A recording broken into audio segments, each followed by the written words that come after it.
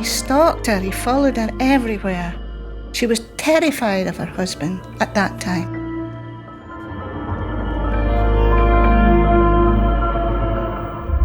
Dr Brenda Page, a brilliant academic, was brutally murdered in her flat in Aberdeen in 1978.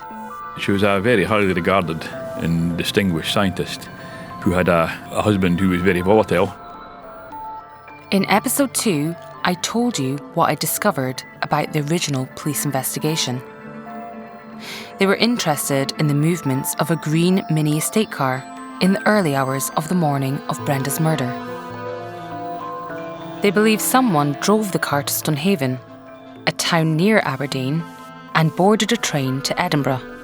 The person who travelled to Edinburgh re-entered the car at Stonehaven on the way back, and I believe that car belonged to Kit Harrisson. Brenda married Dr Christopher Harrisson, known to her as Kit, in her hometown of Ipswich in 1972, a year before they moved to Aberdeen. She divorced him in 1977, but it seems that all had not been well since the very beginning of their marriage.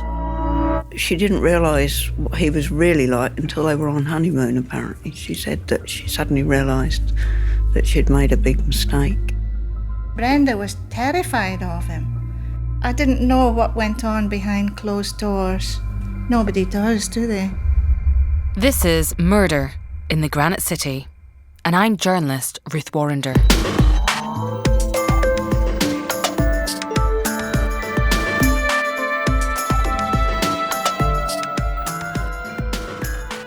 I've said in previous episodes that I started investigating the murder of this brilliant scientist in 2018, trying to find out who would want to kill Brenda and if there was a motive for her murder.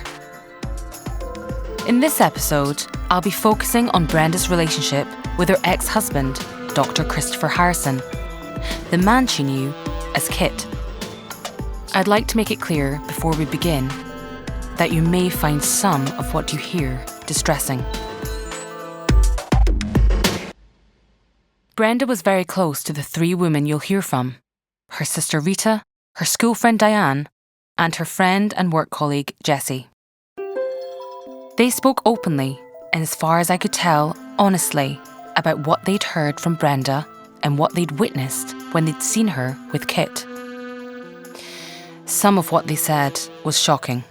Brenda said to me, and I'll never forget these words, she said, "Jess, if ever I'm found dead and it looks like suicide, don't believe it." It's a strong statement from Brenda's friend Jessie. But why was Brenda terrified of Kit? When I visited Brenda's older sister Rita at her home in Ipswich, I asked her if she could remember when Brenda told her they were getting married. I don't remember the actual engagement taking place, but I remember great excitement and bringing him home. And what did everyone think about him? Oh, everyone has their own opinion, don't they? But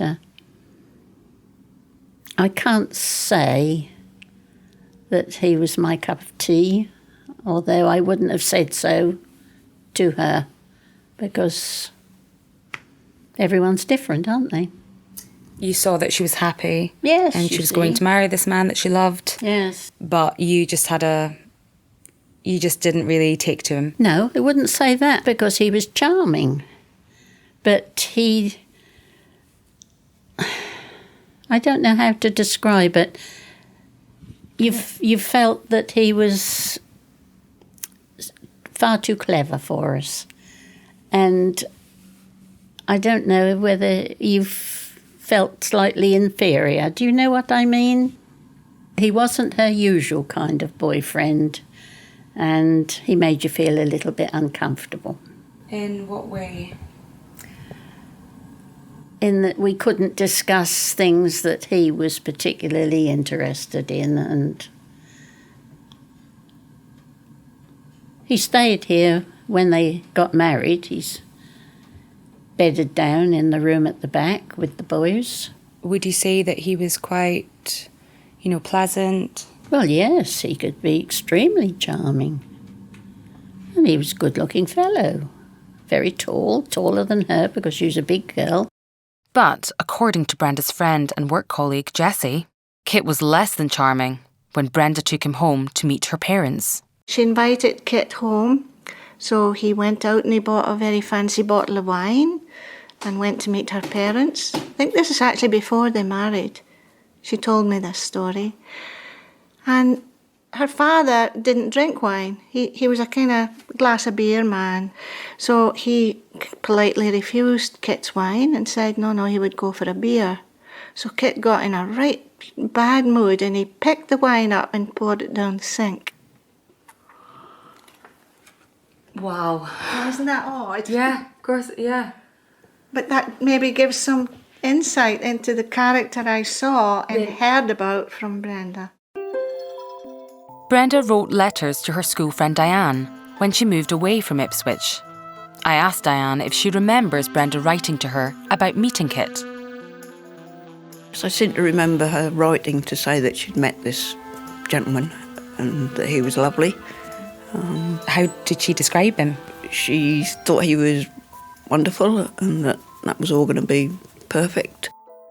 Brenda met Kit when she was studying for her PhD at the University of Glasgow. He was a biochemist. They were married at St Mary Le Tower Church in Brenda's hometown of Ipswich on the 6th of May 1972. She was 26. Kit was 6 years older. Tell me about that day. It took place at Mary Le Tower Church in Ipswich, which is a big civic church of Ipswich. And the sun was shining and she seemed really happy, and they had the reception at the Great White Horse. Well, it happened to be cup final day. And most of the men guests at the hotel congregated in the television room. So it was a bit spread about, if you follow me. And he didn't follow football. So was he stuck in with all the women? No, he was charming. Yeah, wedding photos, gorgeous. And of course your sister must have looked beautiful in her dress. I've got a picture of her. Oh, let's see. Well, only a little one down here. I've got Oh. all her stuff in the loft, otherwise you could have seen it. I think it's so lovely that she made her own wedding dress. It seems like she could, nothing could stop her. She was a talent in everything that she would put her hand to. That's with Mum and Dad. I wouldn't put one up with her ex-husband in it. What a gorgeous dress. Isn't that lovely? Brenda's school friend Diane told me she met Kit for the first time at the wedding. I asked her what she thought of the man who was marrying her friend. He was obviously a very intelligent man, and I did feel quite inferior. So you get an impression of somebody, and I just didn't feel comfortable with him. I think I thought that, yes, it would be all right because they were both very intelligent people. But there somehow didn't seem to be any warmth in him somehow. In the years that followed, Brenda confided in Diane that there were problems in her marriage. I remember her saying that she'd made a mistake because she knew that he could be difficult, but she thought she could change him. And of course, you can't. He was almost a Jekyll and Hyde character, I understand from what she seemed to say. That, one minute he would be really loving and kind, and then the next minute he would be quite cruel, apparently. Brenda and Kit were living in Edinburgh when they married. Brenda commuting the hour-long journey to Glasgow for her doctoral studies at the University of Glasgow. Diane saw firsthand what Brenda was experiencing when she visited them. She was making a cup of tea, and she made him a cup of tea and took it to him, and then he came into the room and threw the tea over her because he said it was cold. Oh my goodness. What was your reaction? I mean, what did she do? Well, she almost sort of accepted it as if that happened quite often. But, I don't know. That was just an incident that had happened, and, I was quite shocked. As you would be witnessing something like that. It was chilling to hear Diane describe how Brenda reacted. As if it wasn't the first time Kit had been violent towards her. I asked Diane if she knew what Kit was doing at the time. I presume he was doing something at university, but I've no idea what. I can, when I was staying in Edinburgh, I've never seen so many books. The place was just full of his books. They were just everywhere. But he didn't seem to go off to work or anything. He just seemed to be at home. So what he was doing, I don't know. Kit graduated from Cambridge University with a degree in zoology, and he'd been a research fellow at Harvard University in America. So he was certainly a match for Brenda intellectually. I understand from newspaper reports that he'd been working at the Institute of Animal Genetics at the University of Edinburgh and that he'd studied for a PhD there. But I've also heard from a source close to Brenda, who wished to remain anonymous, that he had been buying and selling antiquarian books, which could explain the amount of books in the flat. I asked Diane what Kit was like socially. I honestly don't know, because when I was staying there, Brenda just went out with me. We never went out with Kit. Did they ever, go on holiday together? Or was it pretty much all about her career up there? I know they went on honeymoon to Alderney. Alderney is one of the Channel Islands, off the south coast of England. Rita told me Brenda knew a professor and his wife, who had an office on the island. She used to look after their sons, but from what Rita said, it seems that it was Kit's decision to go there. He liked fossil hunting, and he bought my little boys a book about fossils. Not picture books, but complicated books about fossils, which they did look at later, but not with the passion that they should have done. I asked Diane if she remembered Brenda talking about going on holiday with Kit. Don't really remember her saying about holidays. I know she occasionally got postcards because she used to go on conferences and she'd send me postcards. But whether Kit was with her or not, I can't remember. I'm pretty sure she went to Florence, and I have a feeling she went to Mexico as well, and to do papers, reading from her studies. What was it then, looking back? What did they have in common? Why was she attracted to Kit? There must have been something that they had in common. Do you think it was their studies? I think because he could be really kind, and she enjoyed his company when he was being nice, and he could be really generous apparently, and then he would just suddenly turn and be the complete opposite. And I think she sort of fell for his kindness and then realised that, that was a mistake. So, from what we've heard from Diane, Brenda was experiencing difficulties in her marriage from day one, and it was harrowing to hear that Kit could be violent.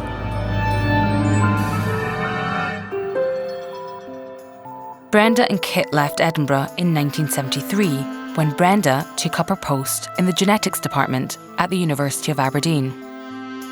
A year later, Kit was working in the university's biochemistry department. I asked her sister Rita what she heard about their move north. Well, she'd got some lovely friends, and for a while seemed fine.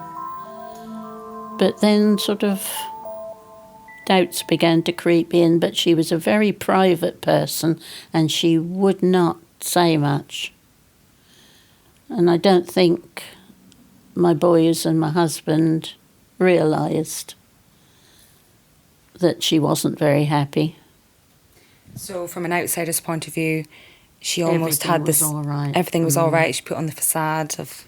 She put on a brave face, yes. We had a holiday up there and it wasn't repeated.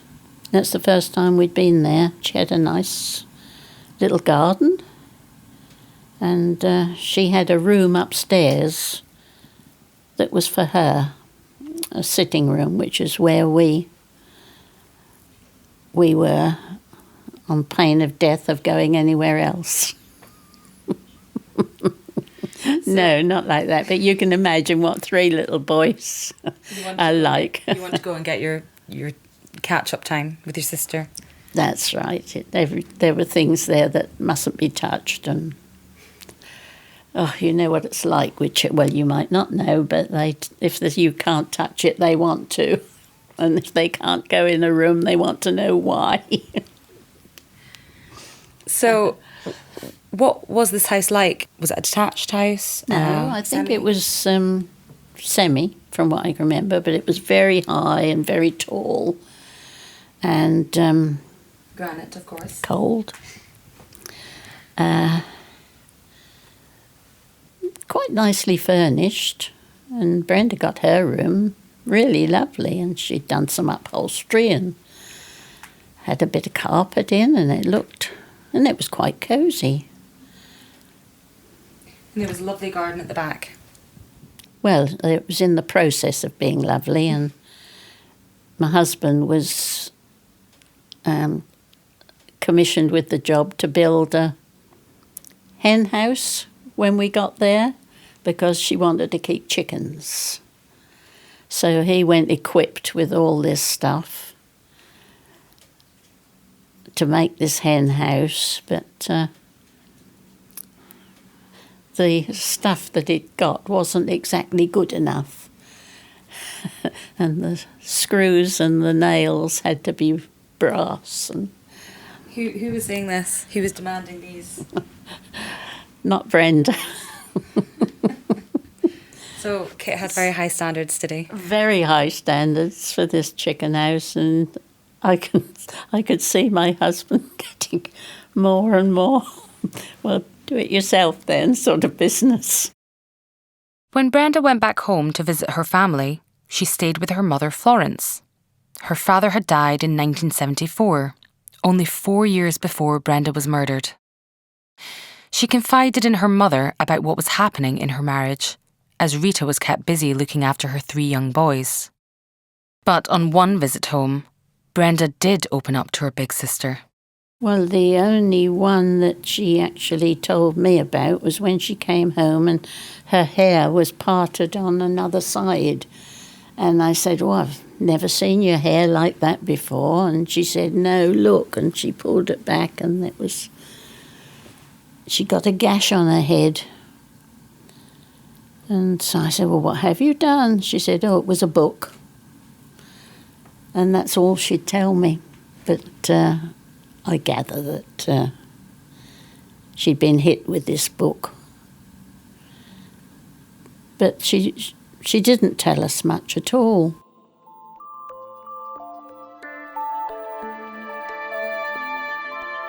Living in Aberdeen, Brenda was far away from her family and friends in Ipswich, in the south of England. They communicated via letters or occasional trips to visit one another.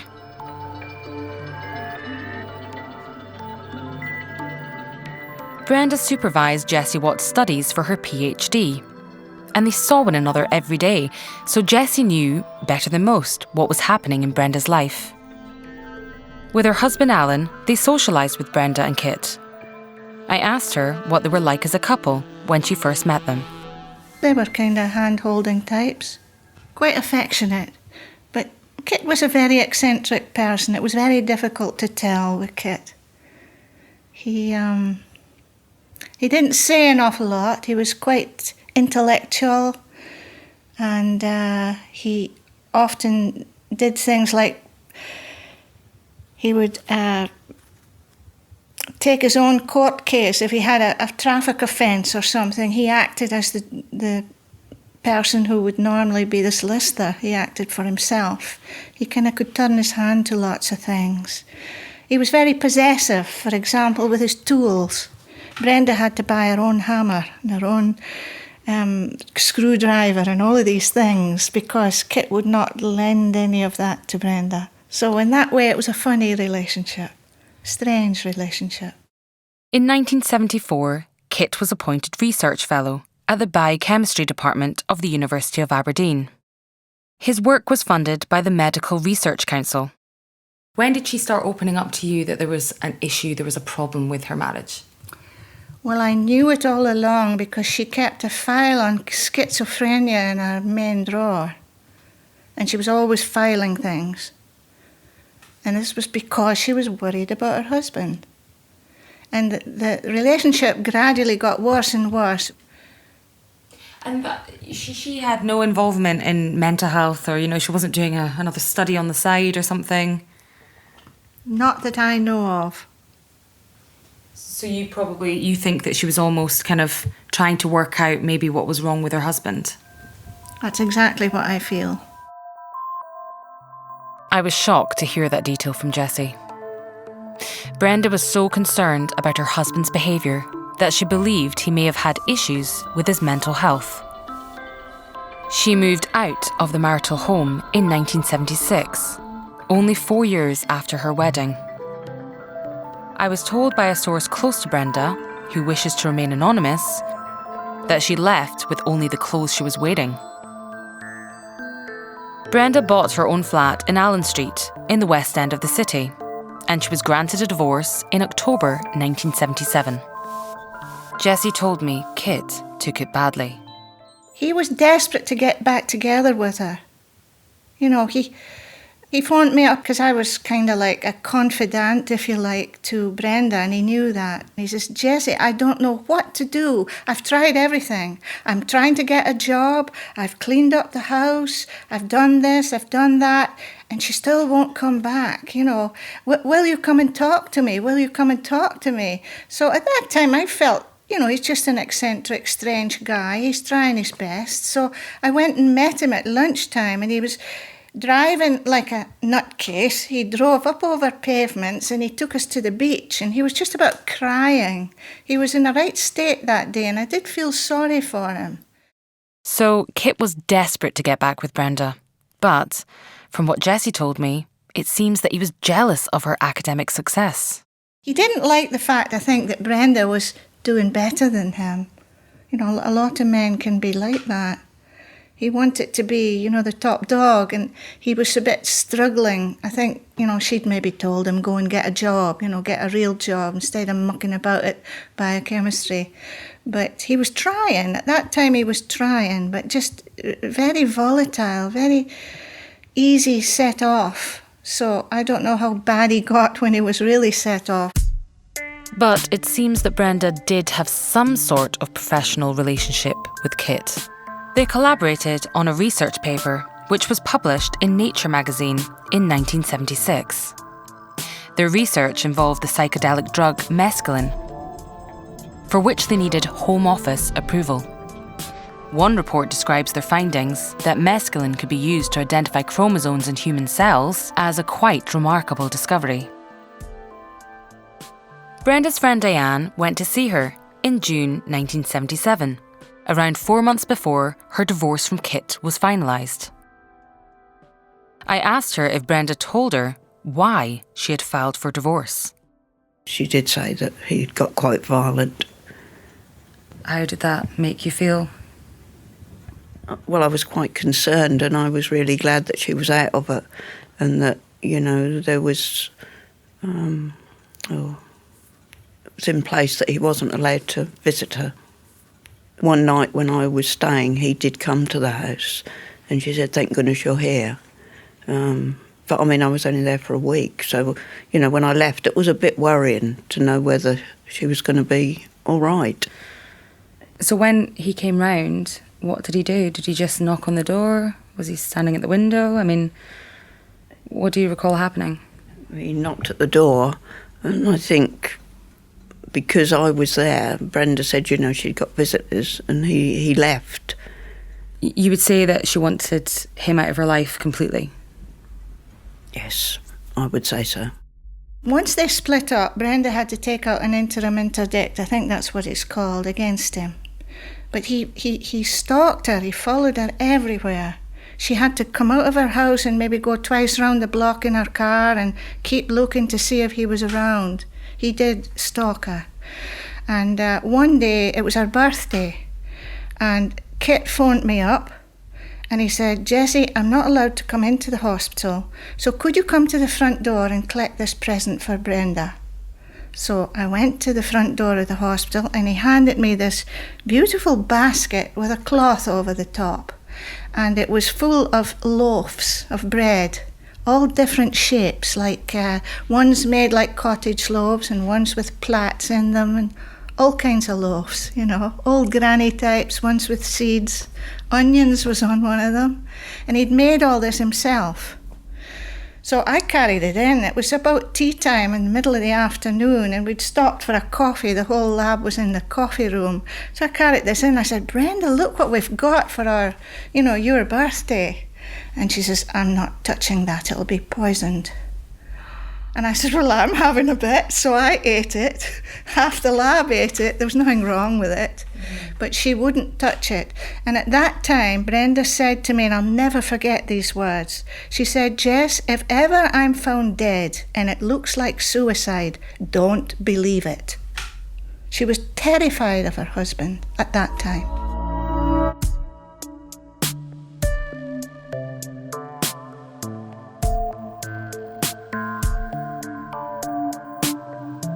Brenda took out a restraining order against Kit in December 1977, 2 months after the divorce. It stated that Kit had been violent, threatening and aggressive to Brenda during their marriage, and on the official day of their divorce, he'd gone round to her flat in Allen Street and hurled abuse at her, threw crockery about, poured tea down the kitchen curtains and threatened her life. It also revealed that during an open evening at the laboratory, he'd threatened Brenda in the presence of visitors and refused to leave. Because of his violent behaviour, Kit wasn't allowed to go anywhere near Brenda at home or work. So I was shocked at what her sister Rita had to say. I know that he used to follow her, and that's upsetting, isn't it? And although he was told not to, and she was sure that he was going in and out of her house, her flat. Did he still have a key then? Don't know. But she used to find things missing, like she'd go and find food missing. Well, who else would go in and take food? Strange. So Brenda told Rita that she suspected Kit was going into her flat, even though she had taken out a restraining order against him. So how did he get in? Did he have a key? Audrey Swanson heard from neighbours in Allen Street that they'd seen Kit in the neighbourhood. I think because of the fact that he came back and forth, whether he was welcome there, but obviously if she'd taken out that injunction against him, he obviously wasn't. He'd obviously, maybe been harassing her. No, we don't really know the background. I asked Rita what she'd heard about the police investigation. Something about a car in Stonehaven. Did you hear about that? Yes. That's been reported. Something to do with maybe getting on the train to Edinburgh. There's been a lot of kind of suspicions about this green duffel bag. Yes. Do you know anyone that would have had one? Well, he used to have one. Who did, sorry? Kit did. But I don't know any detail. What did he used to use it for? I suppose he took it when he went fossil hunting. In episode 2, I told you that the police had searched extensively for a green canvas duffel bag, as they suspected it may have contained the murder weapon, clothing, and perhaps a pair of shoes and a watch. Rita told me that Kit used a similar bag for collecting fossils. This bag, as far as I can gather, has never been found. One thing I find really strange is that in the newspaper archive at the main library in Aberdeen, I found an article from a week after Brenda's death. It says, according to Dr Harrisson's solicitor, Mr David Burnside, the couple's relationship did not end with the divorce, even though this was followed by a court action raised by Dr Page to prevent her husband calling on her. So, was Brenda's relationship with her ex-husband more complicated than it seems? Jessie did tell me something that made me think twice. We went on a conference to Vienna. She was giving a paper in Vienna and I was giving a paper. And Alan came with us. And at that time I had no money, absolutely none. So I was a student, really poor, but they seemed to be quite good friends in Vienna, although we hired a car together, all four of us, and Kit was a real grump the whole time we were in that car. He would say, "This car is rattling. Has anybody got an old sock to put in it?" So Alan would take off one of his socks and hand it to him because he was driving. And then he made us all go to eat catfish, and I hate catfish, but we had to go. And Brenda said, "Please come, or it'll make him so annoyed. Please come." So we did. We went. She kind of was scared of it. So it was almost like, she was encouraging you to come because otherwise she would have a hell of a night. I think so, yes. When Brenda was murdered, I was 7 months pregnant. When we were in Vienna, I was maybe 3 months pregnant because I was fainting all over the place. That's the last time that I saw them together as a couple. After that, it was all Brenda living in the flat and terrified to go out because he was stalking her. So, Jessie told me she was 3 months pregnant when they were in Vienna. And previously, she said that she was 7 months pregnant when Brenda was murdered. So, they must have made the trip to Vienna sometime in March 1978. That's 3 months after Brenda had taken the restraining order out against Kit. Jessie said they seemed to be quite good friends in Vienna, but she also said that Brenda appeared to be frightened of Kit. On the way home, Brenda went to see her family in Ipswich. It was the last time her sister Rita saw her. I think she'd been to Vienna or somewhere on some conference. And she called here on the way back, and she didn't want to go back particularly, and Mum said, "Well, I'll come back with you." And then she decided no, because we were all going to the Isle of Wight for a big caravan holiday, the whole lot of us, with a couple of caravans. And she said, "No, I shall see you in 3 weeks, and it's a waste you coming all that way on that long journey just to come back, and no, I'll be all right." And that was it. I asked Rita if she had heard from Kit. Nope. That's shocking to me. It is to me. We thought Mother would have had a sympathy card or some flowers. So Kit never sent a card to the family, and he wasn't at the funeral, according to Diane. Did Kit come to the funeral? No. Do you think that Kit should have come to the funeral? Never thought of it before. But at the time, I think I'd have been quite shocked if he had come, the way he'd sort of treated her in the past. I don't think the family would have been very happy, because obviously the family knew how Brenda suffered. The day before Brenda's funeral, Kit's solicitor said in the press, Dr Harrisson would have wished to attend his former wife's funeral, but he understands the funeral is private. As he has not been invited, he feels, under the circumstances, it would not be appropriate for him to be there.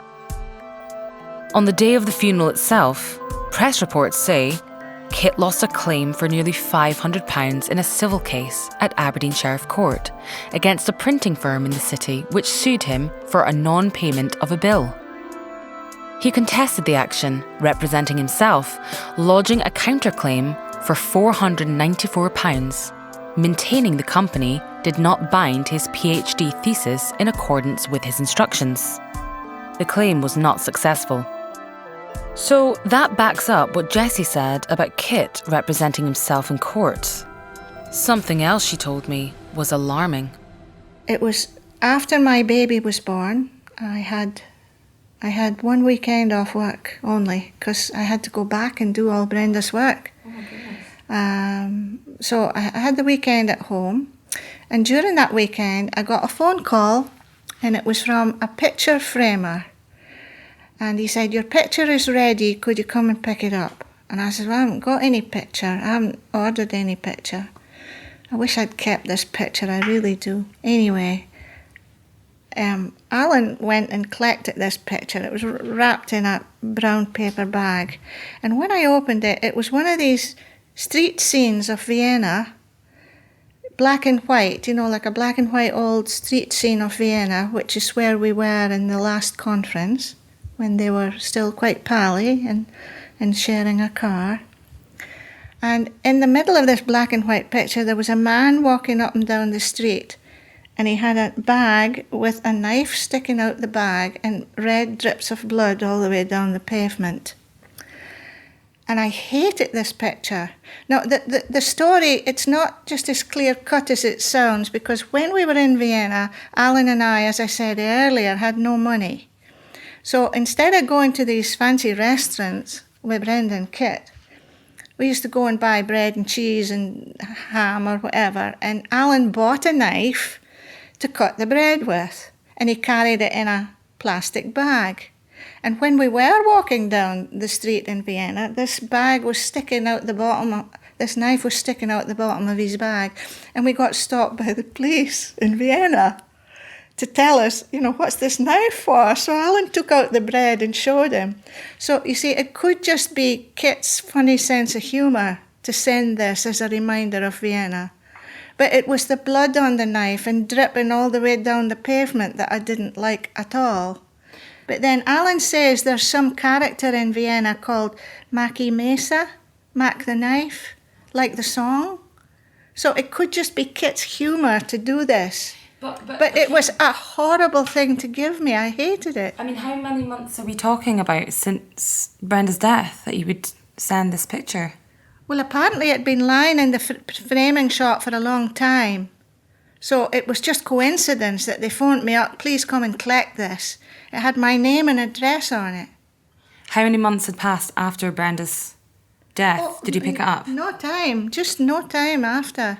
I was at home with the baby. I was looking after the baby then, so a couple of months at the most afterwards.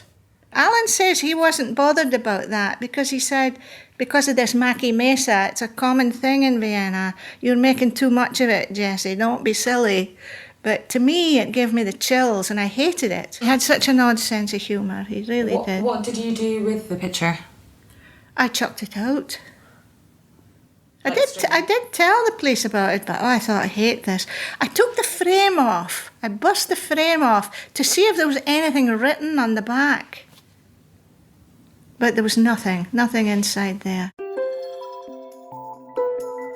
I asked journalist Graham Smith if he knew if the police had interviewed Kit as part of their investigation.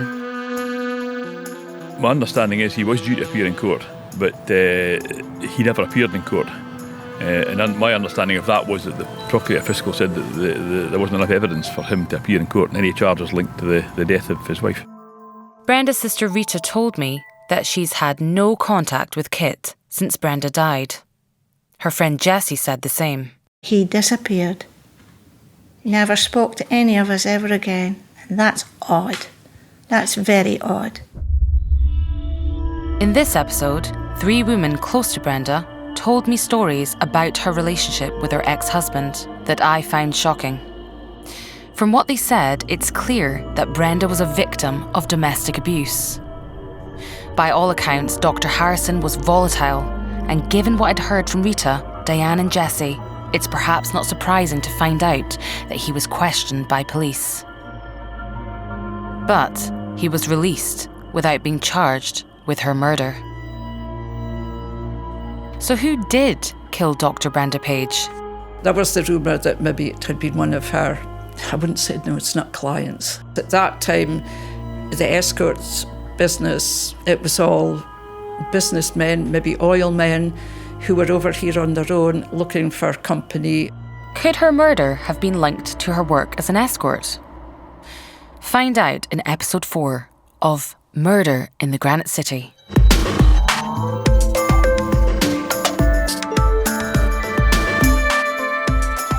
If you've been affected by anything you've heard in this episode, call the National Domestic Abuse Helpline on 0808 2000 247. You can also find information on where to go for help on the Women's Aid website at womensaid.org.uk. Murder in the Granite City is presented by me, Ruth Warrander, and produced by Jill Davis.